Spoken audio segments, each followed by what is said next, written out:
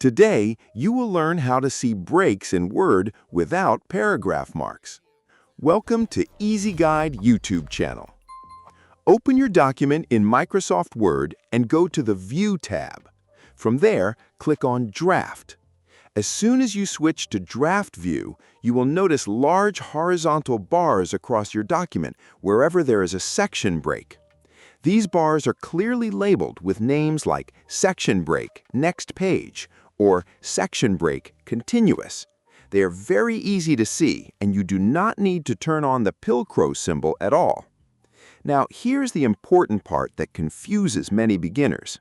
In Draft View, section breaks show clearly, but page breaks do not show the same way. This is normal behavior in Word. Section breaks control the structure of your document, like margins, headers, columns, and layout, so Word makes them very visible. Page breaks, on the other hand, are simple flow controls, so Word does not display them as big bars in Draft View.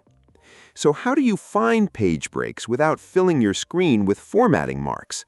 The smart way is to briefly turn on the Pilcrow symbol while you are still in Draft View. Because Draft View removes most visual clutter, the paragraph marks become much less annoying, and you can quickly spot the line that says Page Break. Once you find it, you can delete it and turn the Pilcrow off again. Here is a pro tip. If you want a break that moves text to the next page and also shows as a big visible bar in Draft View, do not use Page Break. Instead, go to the Layout tab, click Breaks, and choose Section Break, Next Page. This does the same job as a page break, but is much easier to see and manage. So whenever you want to see breaks in a clean way without the annoying paragraph symbols, just remember to use Draft View for section breaks and a quick Pilcrow check or print layout for page breaks.